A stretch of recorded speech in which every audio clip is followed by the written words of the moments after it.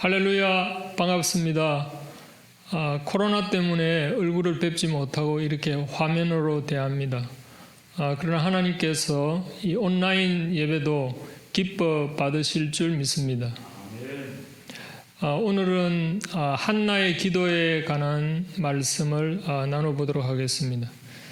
아시다시피 이 한나는 기도의 어머니로 잘 알려져 있죠. 이 한나의 기도로 사무엘이 출생한 것을 우리가 잘 알고 있습니다.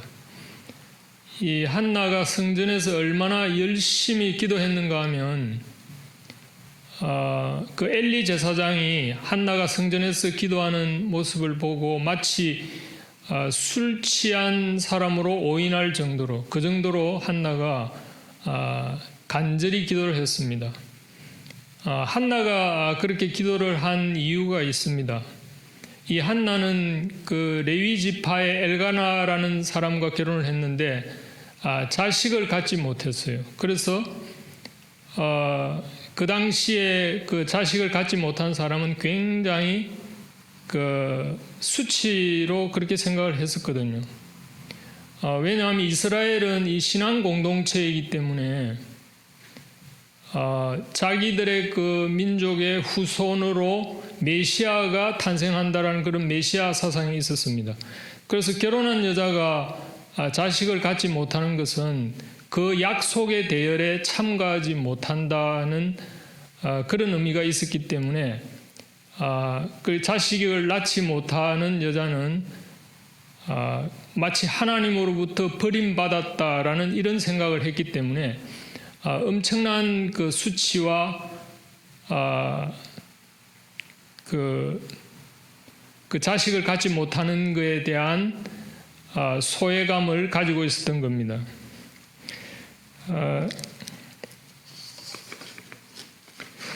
그리고 거기에다가 이제 또 한나는 이 첩인 버닌나로부터 자식을 못 낳는다고 괄시까지 받았어요. 한번 생각해 보십시오. 이 정실 부인인 이 한나가 첩에게 조롱을 받았을 때 그 기분이 어땠겠습니까? 아마도 피가 거꾸로 솟는 그런 분노를 경험하지 않았을까 합니다. 오늘 그 본문에도 이 격분이라는 말이 나오는데 한나가 굉장히 화가 났다는 것을 알 수 있습니다. 그러니까 이런 상황에서 만약에 우리도 한나와 같은 처지라면 당장 우리도 성전에 나가서 한나처럼 기도하지 않았을까 그런 생각을 합니다.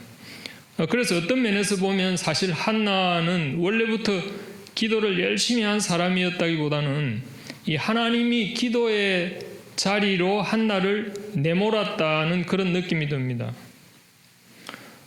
왜냐하면 한나가 자식을 낳지 못한 것이 그의 어떤 육체적인 어떤 생리적인 문제 때문이 아니었거든요. 오늘 본문 그 앞부분에 사무엘 1장 5절에 보면 이런 말씀이 있습니다. 여호와께서 그에게 임신하지 못하게 하시니, 이런 구절이 나옵니다. 그 옛날 그 개역 한글 성경에는 여호와께서 그로 성태치 못하게 하시니라고 되어 있는데, 말하자면 이 하나님이 이 한나의 태를 막으시고 계셨던 것이죠. 이 사실이 아주 중요한데요. 왜 하나님이 그렇게 하셨는지는 우리가 조금 후에 이렇게 생각해 보겠습니다. 자, 그런데 문제는 이제 한나가 기도하는 중에 자식을 주시면 여호와께 드리고 삭도를 그 머리에 대지 아니하겠다는 서원을 합니다. 이 말은 이제 자식을 나시린으로 하나님께 바친다는 의미입니다.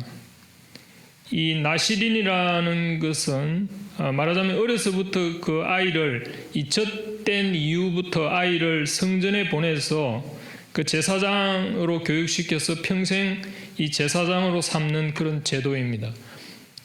우리나라 그 조선시대로 치면은 이 동자성을 절에 보내가지고 이제 스님을 만드는 그런 거라고 생각하면 됩니다. 우리가 잘 아는 삼손, 사사 삼손도 나시린이었죠. 그래서 그 머리를 자르지 않았어요, 나시린은. 그래서 삼손이 그 머리가 잘렸을 때 그 힘을 잃은 그런 이야기를 우리가 다 잘 알고 있죠. 그래서 우리 본문에도 보면은 삭도를 그의 머리에 대지 아니하겠다는 서원을 하는 것은 자식을 낳으면은 성전에 바친다는 그런 의미입니다.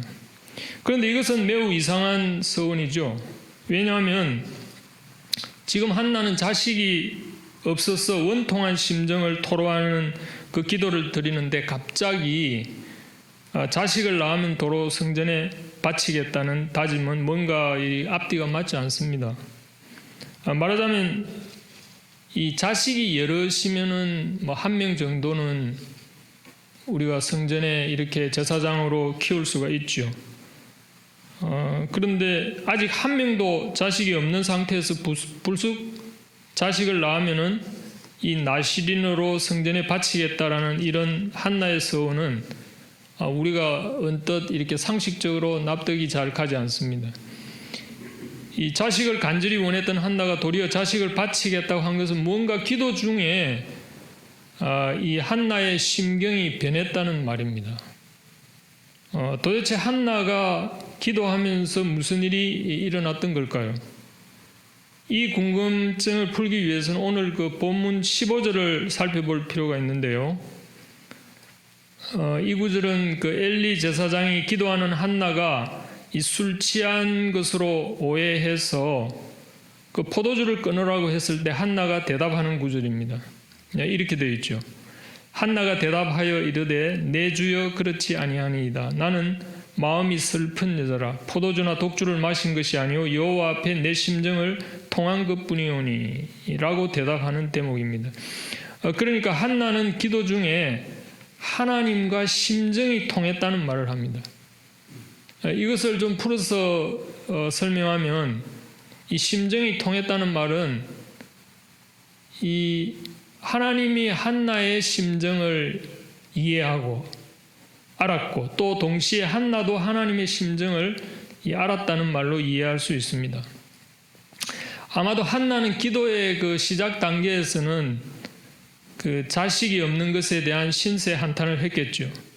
그리고 자식을 간절히 바랐겠죠. 그런데 기도를 점점 하면서 한나는 자신보다 더 절박한 그 하나님의 심정을 알아버린 것이 아닐까.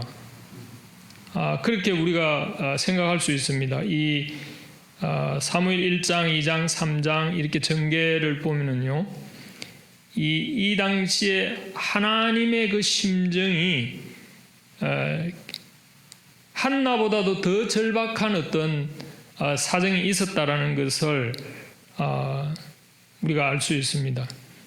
그것은 이 사무엘이 출생할 당시, 그러니까 한나가 이 기도할 당시에 그 이스라엘의 역사적 상황을 우리가 이해를 해야 되는데요. 이 당시에는 소위 그 사사기 말기였습니다. 이스라엘의 가장 그 영적인 암흑기였어요. 그래서 2장, 3장에 가면 이제 블레셋이 침공해서 법궤마저 잃어버리게 되는 그런 아주 암흑기의 절정이라고 할 수 있습니다. 그 오죽했으면 엘리 제사장의 며느리가 이 아이를 낳으면서 자식을 출산하면서 그 아이의 이름을 이가봇이라고 이렇게 지었을 정도예요. 이가봇이라는 말은 영광이 떠났다. 그러니까 이스라엘의 영광이 떠났다라는 이런 의미입니다.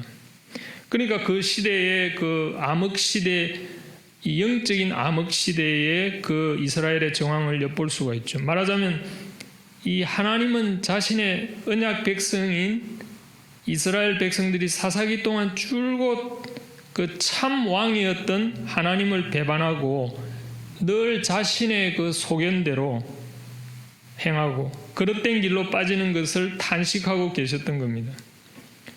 그러니까 한나도 이런 하나님의 심정을 알았던 거죠. 그 엘리 제사장의 그 며느리도 알았던 것처럼, 그래서 자식의 이름을 이가봇이라고 했던 것처럼 당시에 그 암울한 상황을 이 한나가 기도 중에 아마 그 하나님의 심정을 읽어낸 것이 아닐까 그렇게 생각합니다.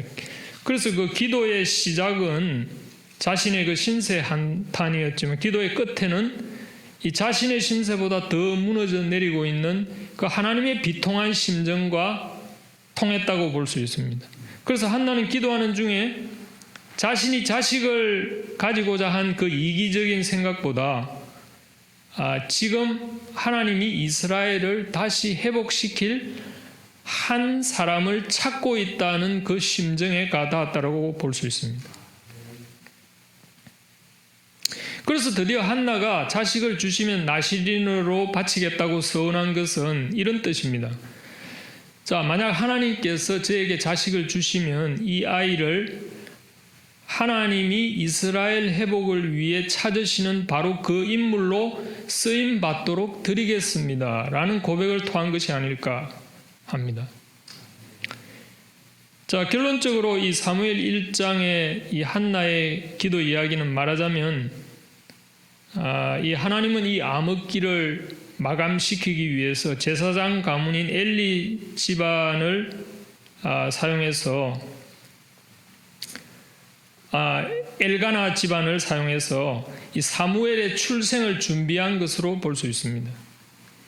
그 1장 앞부분에 하나님이 의도적으로 한나의 임신을 막았다는 표현이 바로 그 하나님의 큰 계획의 시작이었던 거죠. 그리고 첩인 브닌나로부터 멸시를 받도록 하기까지 아주 하나님이 혹독하게 한나를 다루신 겁니다. 드디어 한나의 입으로 자식을 낳으면 하나님께 바치겠다고 하는 그 항복 선언을 하나님이 한나로부터 기어코 받아내신 것이지요. 자, 생각해 보십시오.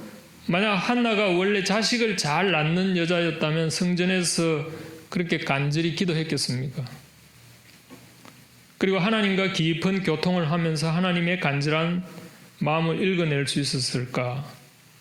그런 생각을 하게 됩니다. 그러니까 이 하나님은 한나로 하여금 간절히 기도하게 만들게 하기 위해서 한나의 태를 막으시고 자식을 주지 않았던 거죠. 그래서 한나로 하여금 기도하게 만들고 하나님의 그 역사를 이룰 한 인물을 받아내려고 한 겁니다. 한나로부터. 결국 하나님은 이 사무엘이라는 인물을 역사에 등장시켜서 이스라엘의 새로운 시대를 열어야 했기 때문에 이 한나를 통해서 비상수단을 쓰셨다. 이렇게 생각할 수 있습니다. 자, 그러면 하나님은 왜 그런 비상수단을 쓰셨을까요? 그 이유는 바로 사무엘이 성경에서 매우 중요한 역할을 하는 인물이거든요. 이 사무엘이 왜 중요하냐 하면 이 사무엘이 장차 이 메시아 가계의 중요한 연결고리가 되는 다윗을 왕으로 기름 붓는 역할을 하기 때문에 그렇습니다. 다윗이 중요하기 때문에 그렇습니다. 이 다윗의 왕을 임명하는 그 기름 붓는 역할을 이 사무엘이 해야 하기 때문에 그렇죠. 그러면 다윗 왕은 왜 중요합니까? 이 다윗의 후손으로 우리의 참 왕이신 예수님이 탄생하기 때문에 그렇죠. 그러니까 궁극적으로는 예수님 때문에 그 다윗을 세우기 위한 중재적 인물의 역할로서 사무엘의 존재가 매우 중요했던 겁니다. 그런 점에서 보면 이 사무엘 1장도 구속사적으로는 결국 하나님의 큰 그림 속에는 예수님이 들어있는 겁니다. 여러분들 성경은 구약이든 신약이든 모두 예수님에 관한 이야기라는 걸 아십니까? 예수님이 친히 말씀하셨죠. 모든 성경이 나에 관한 것이라 라는 말씀을 하셨습니다. 그래서 이 사무엘 1장도 궁극적으로는 이 하나님의 그 큰 그림 속에는 예수님이 들어있는 겁니다. 자, 끝으로 우리가 한나의 기도에서 배우는 중요한 교훈 한 가지가 있습니다. 그것은 바로 기도는 이 우리의 필요를 하나님께 아뢰는 것이기도 하지만 동시에 이 하나님의 필요, 그러니까 하나님의 뜻을 분별하고 깨닫는 것이라는 사실이죠. 그러니까 한나가 기도하면서 아까 말한 것처럼 처음에는 자신의 신세 한탄을 했겠지만 결국 자신보다 더 절박한 하나님의 심정을 알아버렸던 것처럼 말이죠. 그래서 우리의 기도도 우리 자신의 필요보다 먼저 하나님의 필요, 하나님의 심정, 하나님의 마음, 하나님의 영광이 더 중요하다는 것을 이 한나의 기도에서 배우게 됩니다. 자, 이제 하나님이 이 한나의 태를 닫으신 것은 과거 이스라엘의 역사이지만 지금 우리 시대는 어떻습니까? 이 하나님은 이 코로나라는 이 전대미문의 사태를 통해서 교회의 문을 닫으셨습니다. 자, 교회의 문이 닫히니까 어떤 일들이 일어나고 있습니까? 바로 교회 주차장에서 기도하는 일들이 벌어지고 있습니다. 하나님이 간절한 기도를, 우리의 기도를 받아내려고 하는 것일까요? 지금 그 유튜브에 그 파크 앤 프레이를 검색해 보시면 여기저기서 교인들이 차를 몰고 교회 주차장에서 기도하는 운동들이 일어나고 있습니다. 이렇게 코로나 사태를 통해서 하나님은 우리의 간절한 기도를 받아내려는 것이 아닐까? 혹 잠자는 우리의 기도를 깨우려는 것은 아닐까? 그런 생각이 불현듯 듭니다. 그런 점에서 이 코로나 사태가 오히려 우리의 기도 생활을 다시금 돌아보게 하는 계기가 되지 않을까 합니다. 기도하겠습니다. 오늘 이 한나의 기도에 관한 교훈을 배우게 하시니 감사합니다. 하나님께서 절망적인 시대에 한 인물을 통해서 이 새로운 회복의 길을 여시기 위해서 한나를 기도의 자리로 부르시고 또 한나로 하여금 하나님의 심정을 읽게 하시고 또 한나로부터 기어이 한 인물을 받아내는 섭리를 보게 됩니다. 하나님 아버지, 우리의 기도도 우리의 필요보다 더 간절한 하나님의 뜻을 분별하는 지혜가 저에게 있게 해 주옵소서. 이 코로나 시대에 하나님은 더 간절히 우리를 기도의 자리로 부르시고 계신 줄 믿습니다. 우리에게도 우리를 향한 그 하나님의 심정을 읽어낼 수 있는 지혜를 주시고 한나처럼 하나님을 향한 간절함으로 하나님과 심정을 통하는 기도를 하게 해 주옵소서. 감사드리며 예수님의 이름으로 기도합니다. 아멘.